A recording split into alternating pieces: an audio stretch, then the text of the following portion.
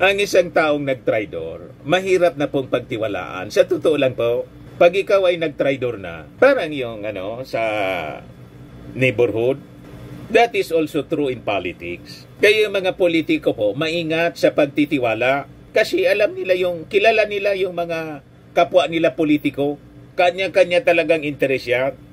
Normal yan. You have to protect your own interest. Kaya maingat yung ating Pangulong Bongbong. Kasi seasoned politician sila. Ang maganda sa ating Pangulong Bongbong Marcos, hindi nagpapatol sa mga negativities. Sige lang po yung trabaho. Yan ang maganda sa kanya, na mga qualities at karakter niya. Nandun ang focus niya to serve the Filipino people. Genuine public servant po yung ating Pangulong Bongbong. Kasi hindi naman kailangan nila na magpayaman pa. Mayaman na sila.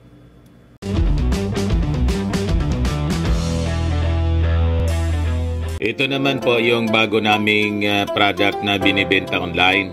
iGlow Serum, whitening po siya. Tingnan ninyo yung epekto sa aking anak na architect before and now. Yung mga inquiries po ninyo, dumiretso na lang kayo sa kanyang Facebook account, Riz Maravillas.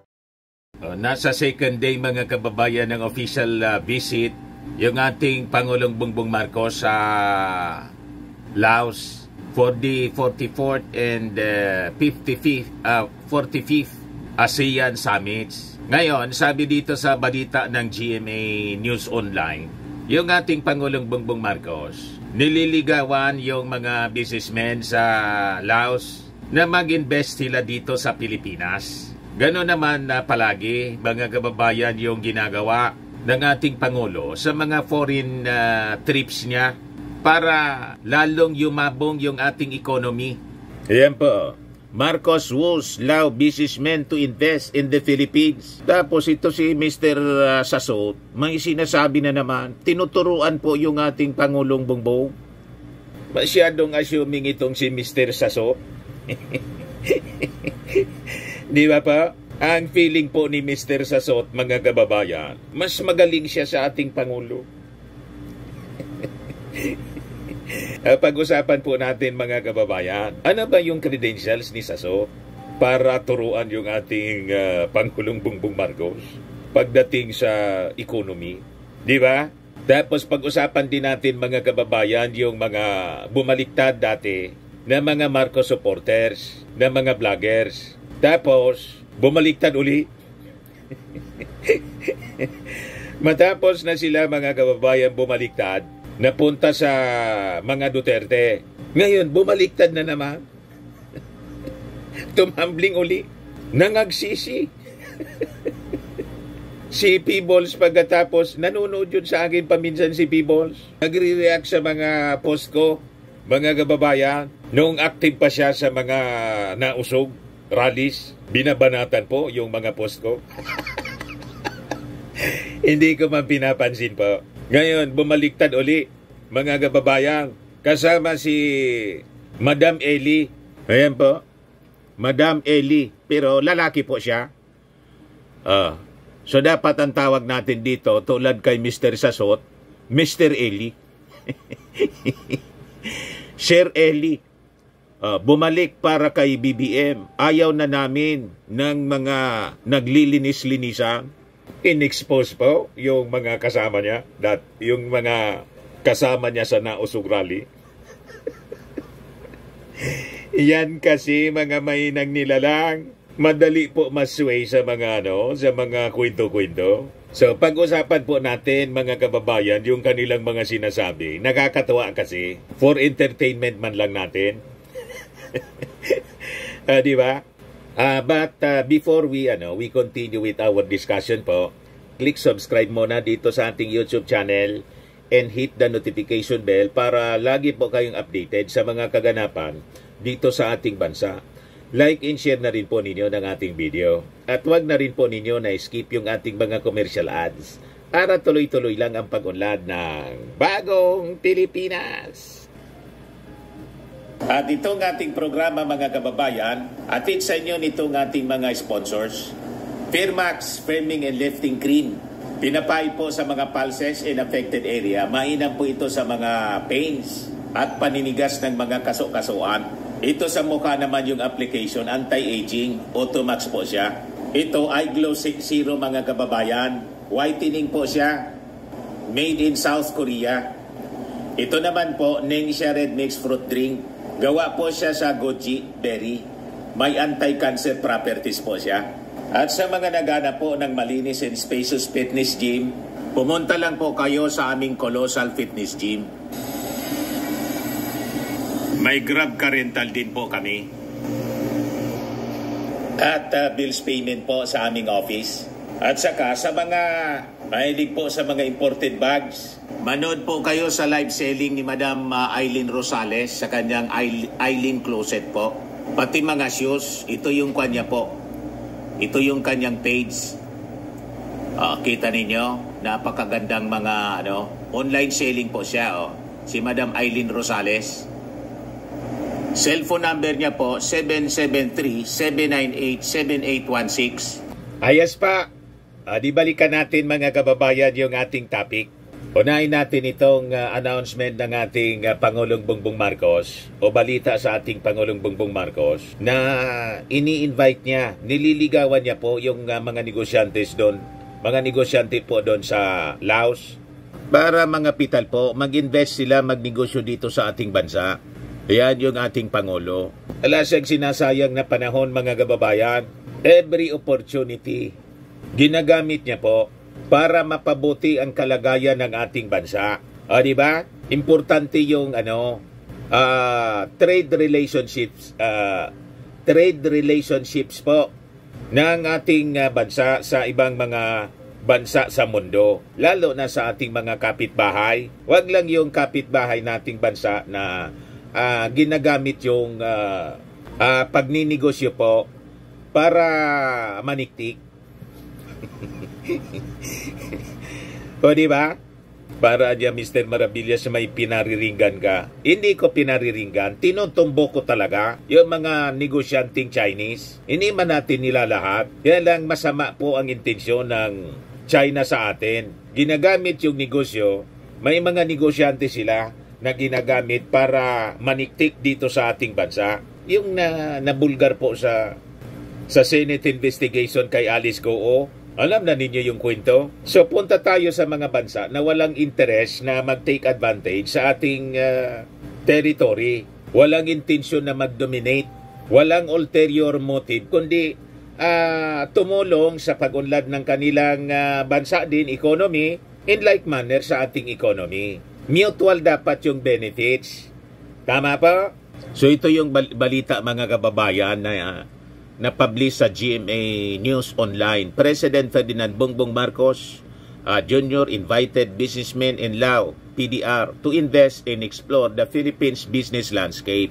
So during the ASEAN Business and Investment Summit kahapon po, sabi ng ating Pangulo, yung ating bansaan niya is pursuing aggressive development of various sectors tulad ng infrastructure, manufacturing, agriculture, and digital connectivity. So, pinipresent ng ating Pangulo yung ano yung pwedeng pasukan ng mga negosyanteng Laos. Kaya sabi niya, so let me put on my salesman's hat and invite you to explore the investment opportunities we offer. We are targeting industries like green metals, battery manufacturing, energy equipment, data centers, and agribusiness, sabi po ng ating Pangulo. Ito pwede ninyong pasukan sa amin. O diba? Ipag pumunta sila rito, just like other businessmen, foreign investors po, it will create jobs sa ating mga locals. Kaya po pababa po yung unemployment natin dito.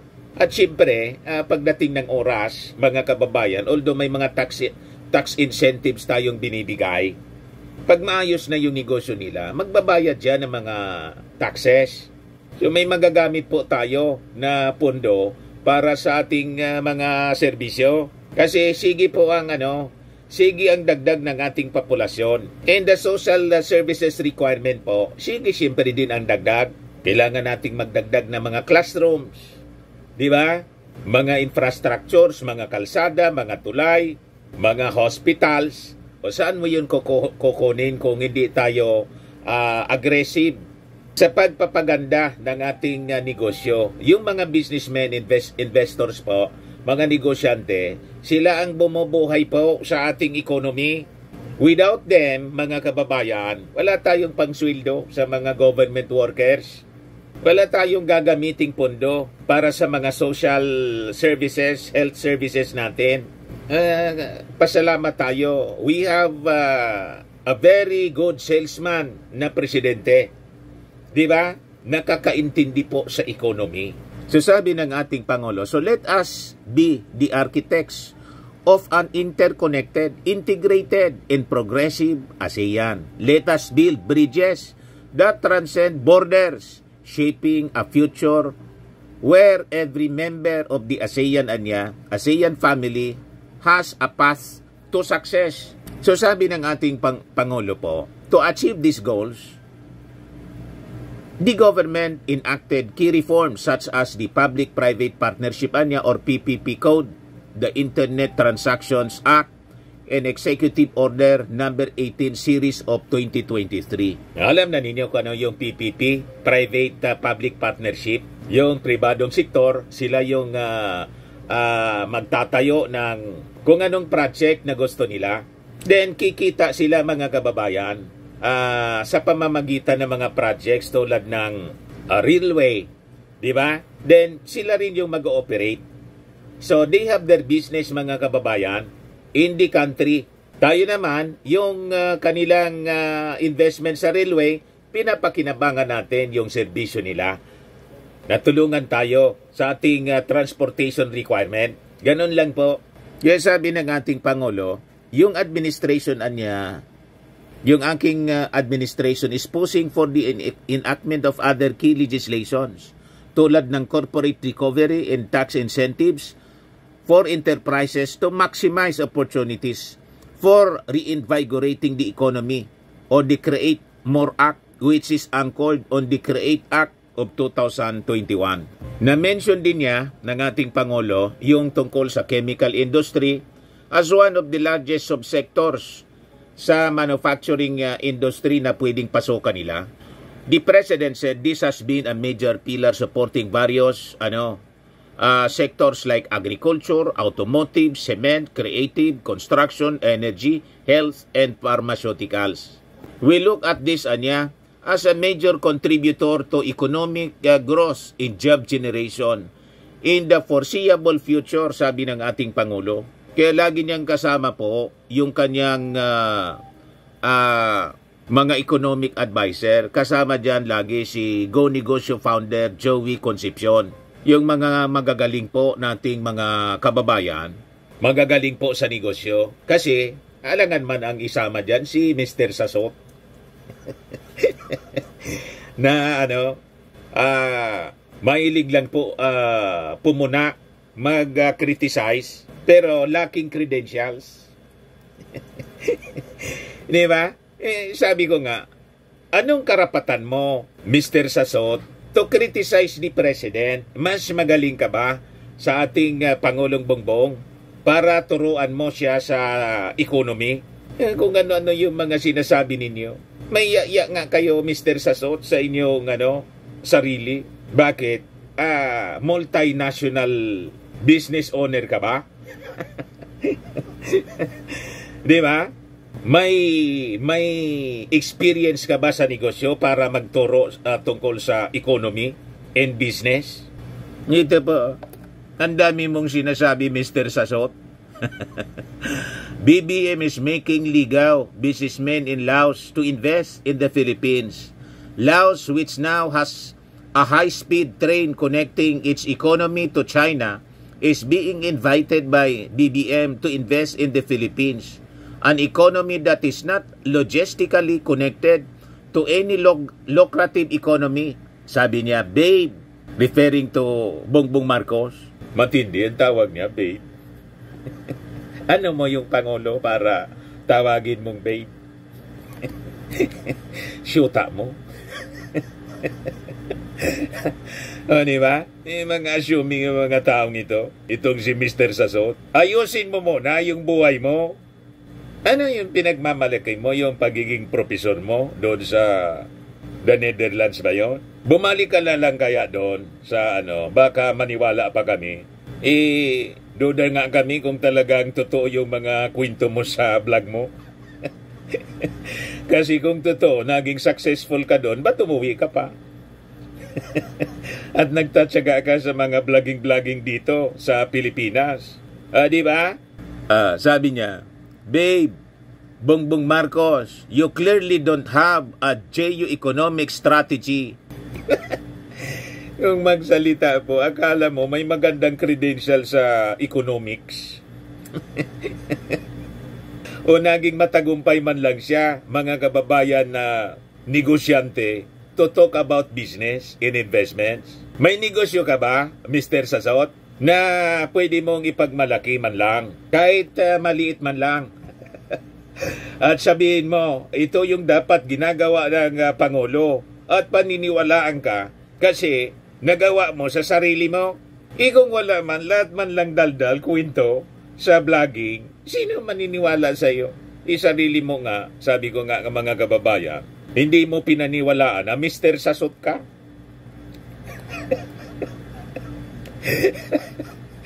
Sarili niya niluluko. Nga sabi ko, ba't kayo naniniwala sa taong ito na ang sarili niya hindi niya paniwalaan na lalaki siya, Mr. Sasot? Yung mga tulad ni Mr. Sasot, mga kababayan, mamaya maisira ko sa inyo. Kaya ito si Madam Eli, ang tawag ko, Mr. Eli. Kasi lalaki po ang nilalang ng Diyos. Babae, lalaki man lang po. Male and female. Ngayon, yung iba na mga nasa LGBTQ, mga kababayan, gusto nila, irespeto daw sila, dapat tawagin silang she or madam. Dapat ganun yung address sa kanila. Idadamay ninyo pa kami sa kasinungalingan ninyo. Gusto ninyo ng pagrespeto, irespeto din ninyo kami kung anong dapat itawag namin sa inyo. Ang tamang tawag sa inyo, Mr. Sasot, Mr. Eli. Tama ba? Kasi nga, lalaki kayo. Mas magaling pa kayo sa may lalang. Ang sabi ng Diyos, ang nilalang niya, dalawang klase man lang po sa humankind. Babae, lalaki. Male and female. Ganun lang. Masyado kayong nagmamagaling. Binago na ninyo, pati yung natura. Hindi ninyo yan magagawa na baguhin. Kahit baguhin pa ninyo yan, pagdating ng judgment, ganun pa rin ang tawag sa inyo, Mr. Sasot. Hindi kayo tatawagin dyan na, madam. Tatawagin kayo doon sa inyong pangalan na lalaki. Tama ba? O ngayon, ito yung question natin. Kasi gusto ninyong turuan, Mr. Sasot, yung ating Pangulo.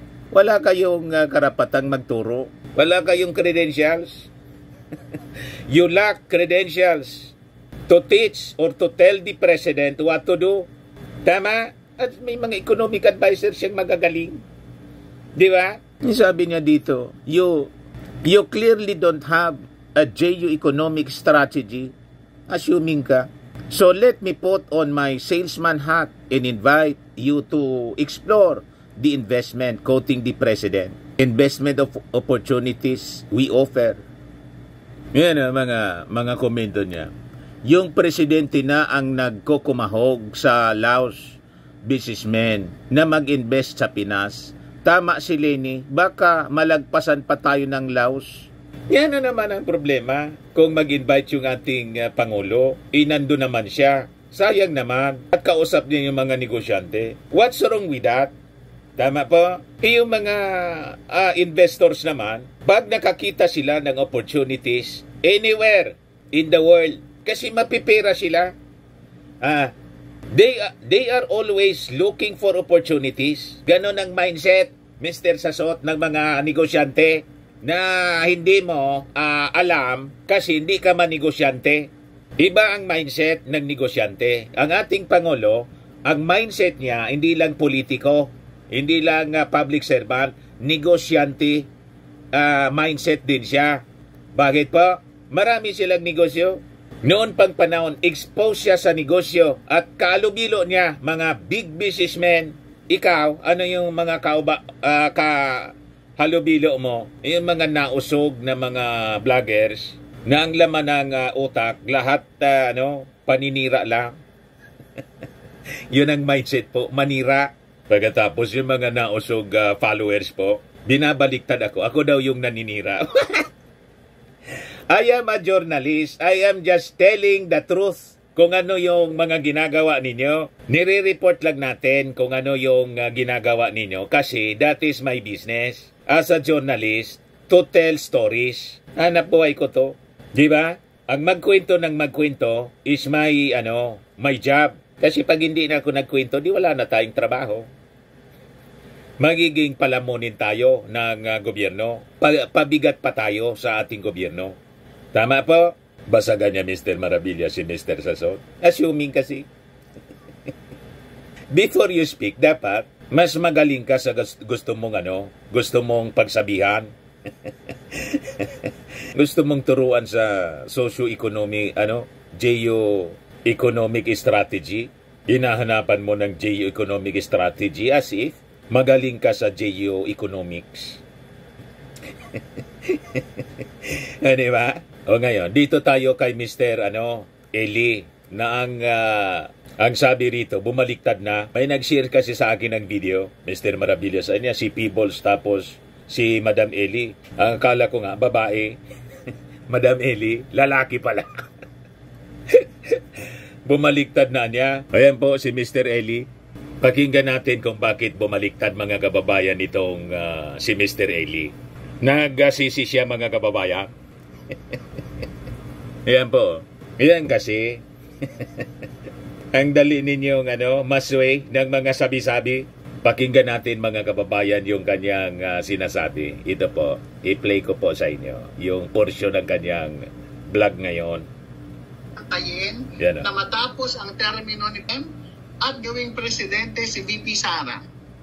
Bakit kailangan nating magmadali para nagpaplano tayong i-impeach si PBBM?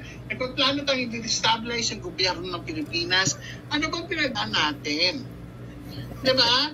And then as you go through this thought process, you will realize that every person you meet fighting or opposing that, every person you meet really interest. May pansariling interest daw, bawat isa. Pare-parehas lang yan sila lahat na may pansariling interest. Can you imagine what happened to our country? If you go to other countries and if you ask the foreigners what they think about the Philippines, they will tell you that, number one, you have a president who is a drug user. And number two, you have a vice president na nilulustay or binabaldas ang kaban ng bayan. Fake news man lang po, yung pulburon. Here and abroad sa ating mga kababayan. So if this is the country that we have right now, kung ganito ang bansa na meron tayo at ganito yung mga leaders na meron tayo, both of them, hindi maganda ang image, anong mangyayari sa atin? What will happen to us Nagbalik in the loob. future? Diba, what will investors think? That we are an unstable country? That we cannot run our country in such a way that we are united or in such a way that we do not oppose each other? So paano mo papatakbuhin ng isang bansa na magkakaaway-away ang lahat-lahat ng tao dahil may kanya-kanya silang side? Yung mga Duterte man lang ang nang-aaway. Is simply because Palaway kasi si Inday. Parang minamadali nating palitan ang nakaupo ngayong Pangulo who is PBBM. Minamadali natin kasi siyang palitan. Minamadali natin siyang i-impeach. At hindi ito biglaan. I know hindi ito biglaan because I'm there, I'm inside, I'm in the core group. I know that this is not biglaan. This was all planned. It just so happened na nahuli sila, nabuking. Binulgar na niya. Yung mga plano, si confidential fund. Ginamit for what? Diba?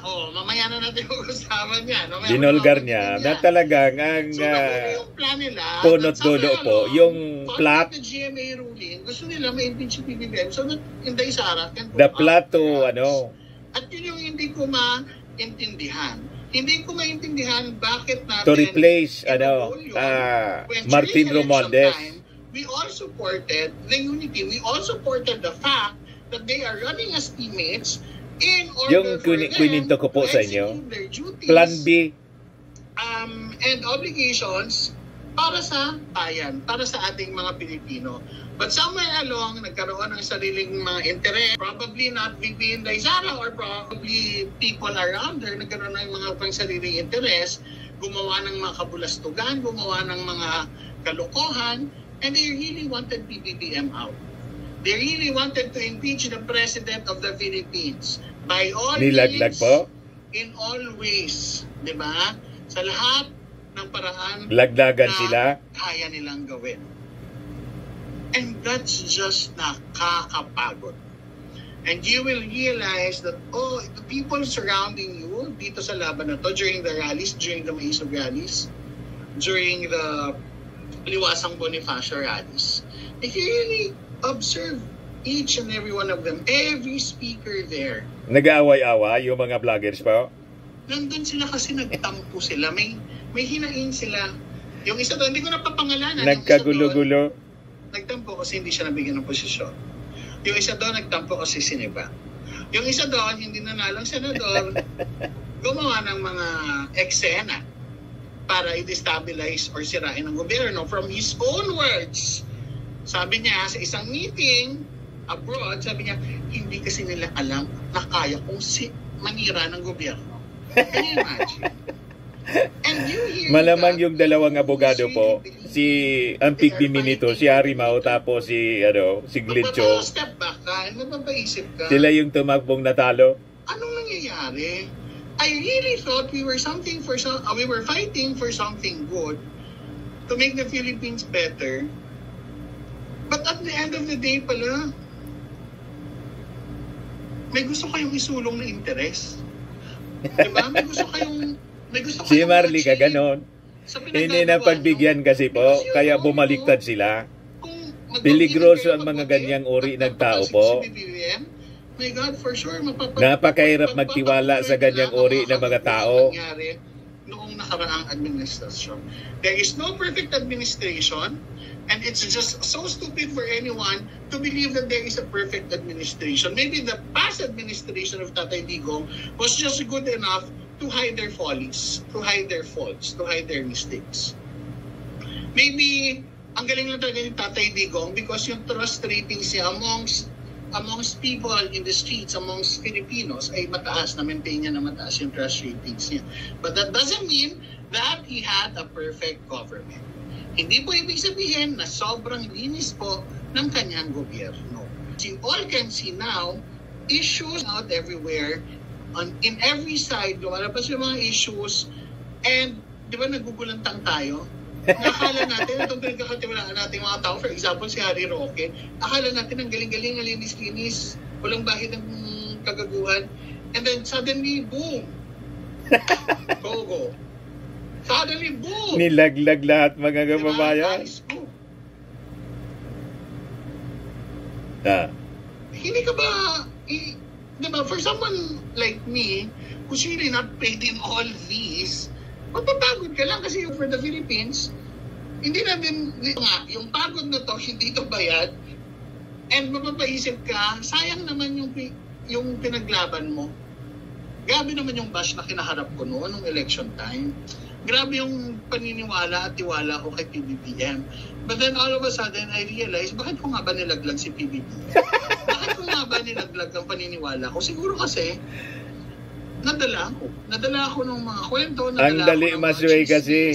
May nang nilalang. By the way. Pag mahilig ka sa chismis kasi. Sabi-sabi. And that is something that I regret. That is something that nagsisi na siya. Proud of.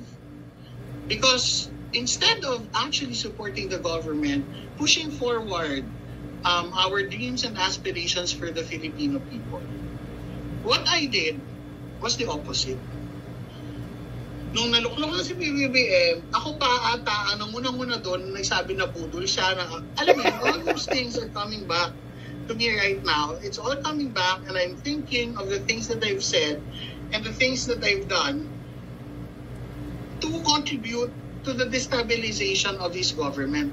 The very government that I also helped establish during election time. The very government that I supported, the very government that I dreamt of during elections time. And it's just It's just crazy. It's draining my mind. It's mind-boggling. Sobrang talagang nagugulo niya ang utak ko every night. And I always question myself, bakit? Ano nangyari? And then I took a step back. This is what I took a step back. Napagod nga ako because of all these, yung mga laban-laban na to. Na-realize ko, nga. Alam mo, Sara is really destined to be president. Kasi diba sabi nila, the presidency is a destiny. Diba? Narinig nyo na yan sa mga balita, diba? Narinig nyo na yan. Narinig nyo na yan. Yung presidency is a destiny. If you're destined to be president, then you will be president. Hello from Bermuda, Ultimate Irma. So yan mga kababayan, si Mr. Eli. Bumilag, supporter siya vlogger siya, ni PBBM. Vlogger siya, supporting PBBM. Tapos bumaliktad kasi naniwala sa mga sabi-sabi. Ang naniniwala kasi sa mga sabi-sabi, walang bait sa sarili. Kaya sabi ko nga po mga kababayan, yung iba nagsishare sa akin ng mga video ni Maharlika at kung sino-sino para ako isway. Sabi ko, asa pa kayo na masisway ninyo ako? Ako hindi po ako naniniwala sa sabi-sabi kasi may bait tayo sa sarili. Sa tagal ko na po sa mainstream media, close to 40 years tayo. Second year college pa lang po ako, reporter na ako sa mainstream. Pagkatapos ang isang tulad ni Maharlika, ngayon lang lumitaw nang mauso yung vlogging, masisway ako. Asa pa kayo? May tama tayong pundasyon mga kababayan sa journalism. Ang daming nagsishare sa akin ng kung ano-ano mga kwento. We check and recheck kung tama ba, kung kapanipaniwala. Ganon po ang dapat. Itong mga taong ito, wala man silang training. Tama ba? Nang mauso yung social media, yung Facebook at saka YouTube, lahat na content creators. Naging mga vloggers lahat, mga kababayan. Tira lang ng tira po. Walang sinusunod na ethical standards. Lahat ng mga chismis pinapatulang. Ayan ang sinapit nila mga kababayan. Nagsisi. Ngayon, ang tanong, pwede pa kaya nating pagtiwalaan ang tulad ni Mr. Eli? Kung akong tatanungin, ba't magtitiwala kayo sa isang tulad niya? Di ba? Marupok. Ang isang taong nagtraidor, mahirap na pong pagtiwalaan. Sa totoo lang po, pag ikaw ay nagtraidor na, parang yung sa neighborhood, that is also true in politics. Kaya yung mga politiko po, maingat sa pagtitiwala kasi kilala nila yung mga kapwa nila politiko. Kanya-kanya talagang interes yan. Normal yan. You have to protect your own interest. Kaya maingat yung ating Pangulong Bongbong. Kasi seasoned politician sila. Ang maganda sa ating Pangulong Bongbong Marcos, hindi nagpapatol sa mga negativities. Sige lang po yung trabaho. Yan ang maganda sa kanya, na mga qualities at karakter niya. Nandun ang focus niya to serve the Filipino people. Genuine public servant po yung ating Pangulong Bongbong. Kasi hindi naman kailangan nila na magpayaman pa. Mayaman na sila. Nakaso nga ng mga tinatawag na ill-gotten hidden wealth. Yung latest nga po, yung Sandigan Bayan. Napawalang sala na naman sa Sandigan Bayan yung mga Marcoses sa kasong ill-gotten wealth. Wala nang rason for the Marcoses na magpayaman kasi mayaman na sila. Kaya yung panahon nila, inuubos na lang sa pagsiservisyo sa ating mga mamamayang Filipino. And we should be thankful na we have a leader na tulad ng ating Pangulong Bongbong. Pero yung iba dyan po, iba man ang intention po. Alam na ninyo kung sino-sino ito. Di ba? Yung mga ganid sa confidential funds. Di ba? Kaya nga dyan sa Davao, kailangan na mag-isip-isip na may challenger na po dyan, si Carlo Nograles for mayor. Tingnan na lang po ninyo kung ano yung mga ino-offer na serbisyo, plano, para sa pagbabago. Pero si Carlo Nograles po ay tumatakbong independent candidate. Hindi man siya po, napanood ko yung interview sa kanya ni Karen Davila. Hindi siya administration candidate po, independent. Ganon din po yata si Migs Nograles. Makikita ninyo yung credentials at kanilang trabaho mismo. Very active sila sa trabaho. Hindi yung kung kailan lang gusto magtrabaho. At kung gumising po, tanghali na. Pag ganyan po, sayang pasweldo. Lalo na po kung absentee. Sabi ko nga po, dapat nga may bagong rules sa Congress. Pag hindi po mapasok sa trabaho, i-expel na po. Drop out. I-drop na po sa lista ng mga congressmen. Hindi man interesado magserbisyo, magtrabaho. Ba't tayo magsisweldo? Di ba? Tayo yung employers po.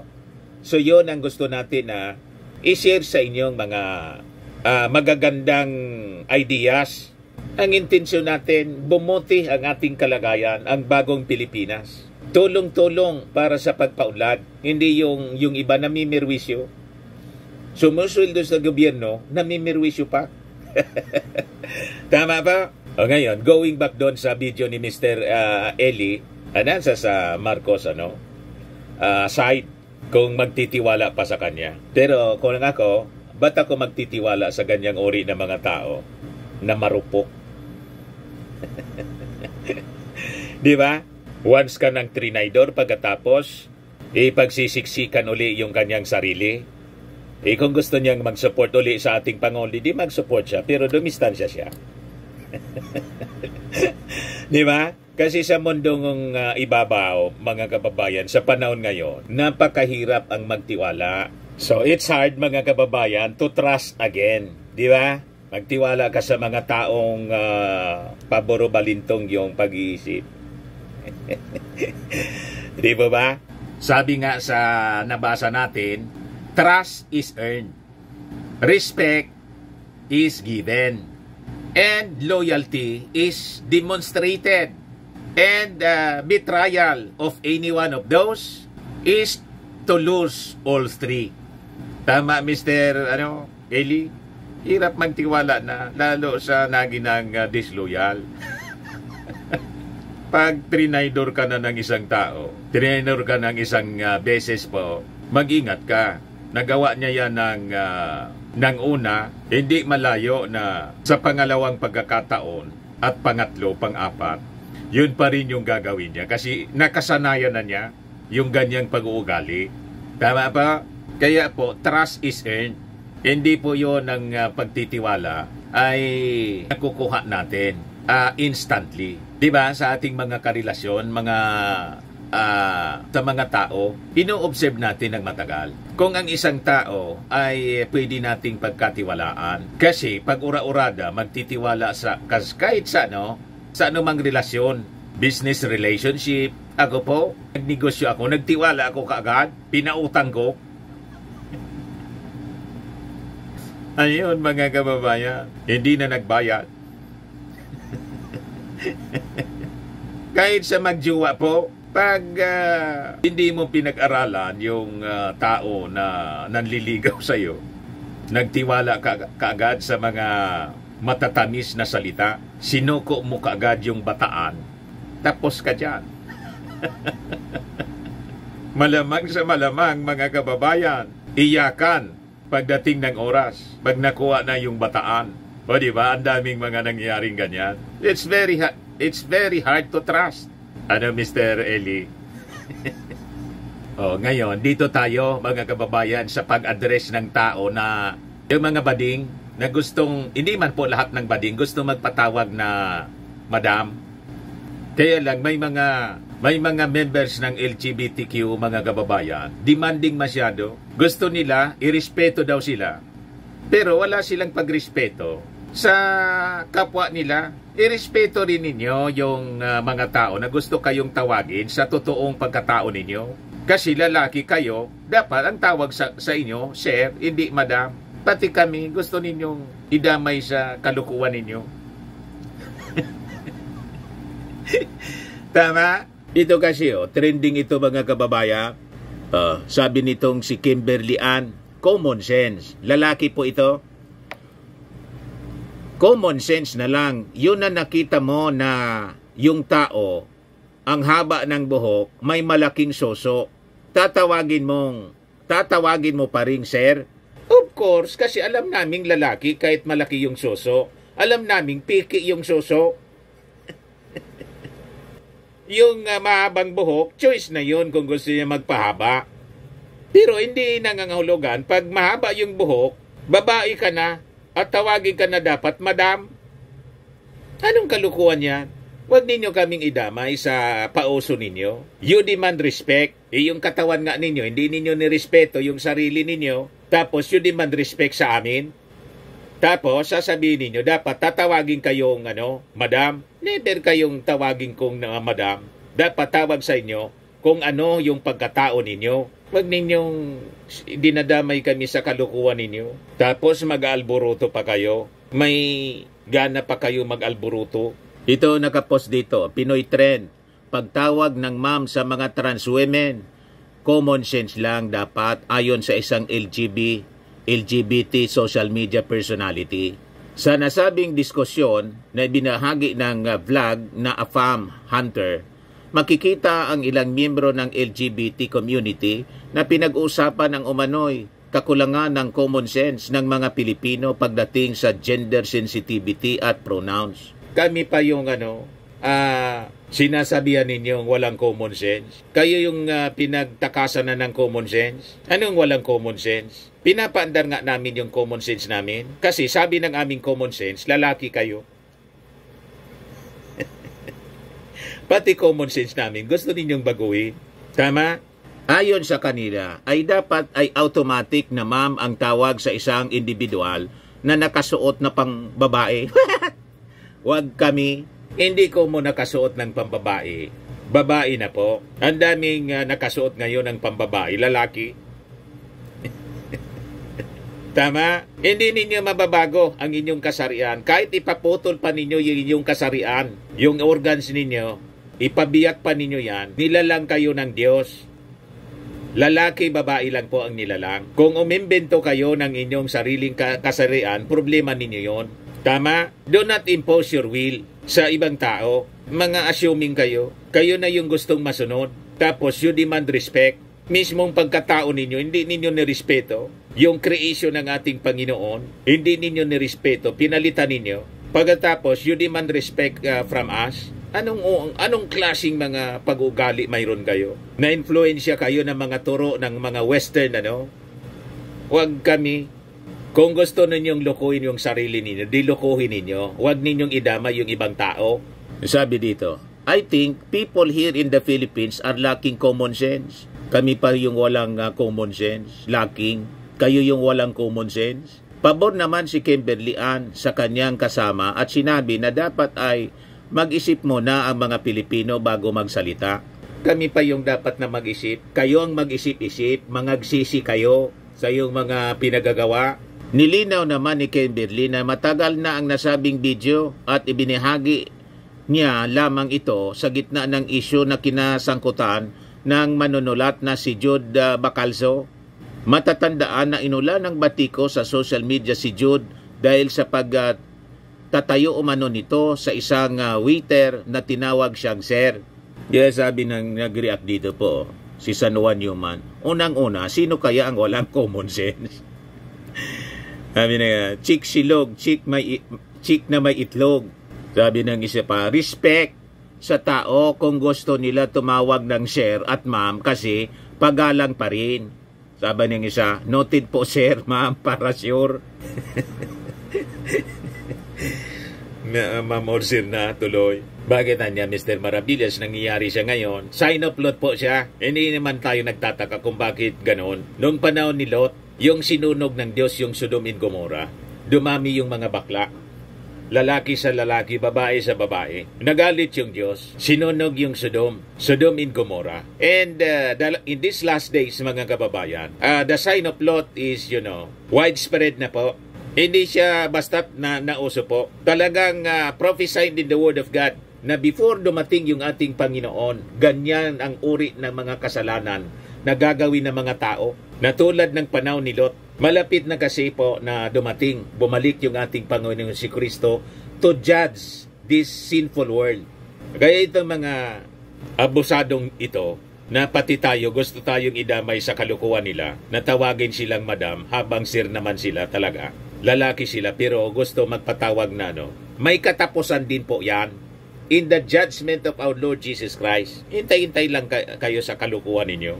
Pagdating ng ating Panginoon, doon ninyo po ma-realize. Kasi kahit palitan pa ninyo yung inyong kasarian at yung inyong pangalan ninyong lalaki, ginawa ninyong babae, ganun pa rin doon. Lalaki kayo kasi lalaki kayo na pinanganak. Hindi kayo tatawagin na Kimberly.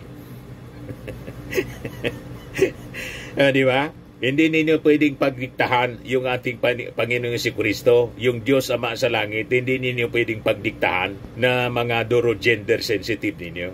Susunogin yung kaluluwa ninyo pag hindi kayo umayos. Ngayon sabi sa Revelation 21, but the fearful and unbelieving and the abominable, yung sexual immorality po, that is an abomination in the sight of God. The abominable, the murderers and war, whoremongers and sorcerers. Itong whoremongers, mga kababayan, mga prostitutes, or mga promiscuous, mga malalandi. Yan ang ibig sabihin po. And idolaters, and all liars shall have their part in the lake which burneth with fire and brimstones, which is the second death. Impyerno po ang direksyon ng kaluluwa. Hindi ako may sabi. Sabi ng Bible, kaya kailangang mangagsisi kayo sa inyong mga ginagawa na kalukuhan. Pati kami dinadamay ninyo. Gusto ninyong tawagin namin kayo sa maling tawag. Lalaki, gusto ninyong madam. Tawagin ninyong sarili ninyong madam kung gusto ninyo. Pero huwag ninyong i-impose sa iba. Tama po, idadamay ninyo kami sa kasalanan ninyo, sa kalukuhan ninyo. Kaya ang tawag ko kay Sasot, Mr. Sasot, at lahat ng bading, kasi lalaki sila, dapat tawagin natin Mr. Huwag kayong pauuto sa kanila mga kalukuhan na mga pinagagawa nila. Sa mga naghanap ng malinis and spacious fitness gym, pumunta lang po kayo sa aming Colossal Fitness Gym. We also offer Grab Car Rental with our brand new 2023 model ng Toyota Innova. We also accept booking for those who are planning to travel via PAL, Cebu Pacific, and other airline companies, local and international, and bills payment for Meralco Bills, PLDT, Aleco Bills, etc. Ang Colossal Fitness Gym is located at 3rd floor Security Bank Building, Landco Business Park, Legazpi City, Albay. For inquiries, look for Chilon Maravillas. Contact number 0966-802-0949. Yan yung aming Innova. Lagi na pong matao sa amin. Pati mga foreigners po, tingnan ninyo. Mga British tourists sila. Ang lalaki ng katawan na, mga kababayan, nag-gym sa amin. Ito naman po, Indian National. Ito mga mga European sila. Ito naman yung bago naming product na binibenta online, iGlow Serum. Whitening po siya galing sa South Korea. Tingnan ninyo yung epekto sa aking anak na architect entrepreneur, Riz Maravillas. For inquiries, look for Riz Maravillas on FB. Ito naman po, Firmax Firming and Lifting Cream. Pinapahid po ito sa mga pulses and affected area. Mainam po ito sa mga pains at paninigas na mga kasukasuan. Ito po, Automax Radiant Serum. Sa mukha naman yung application. Anti-aging po siya. You will look 10 years younger than your age. Sa mga cancer patients naman po, baka lang gusto ninyo itong itry. Nengxia Red Mixed Fruit Drink. Hindi man po siya gamot, food supplement siya. Kaya lang, gawa siya mga kababayan sa goji berry. Yung goji berry may anti-cancer properties. Yung mga inquiries ninyo, dumiritso na lang kayo sa aming messages sa Facebook para masagot namin agad. Ayos po, ako po si Dante Maravillas. Bye-bye. God bless.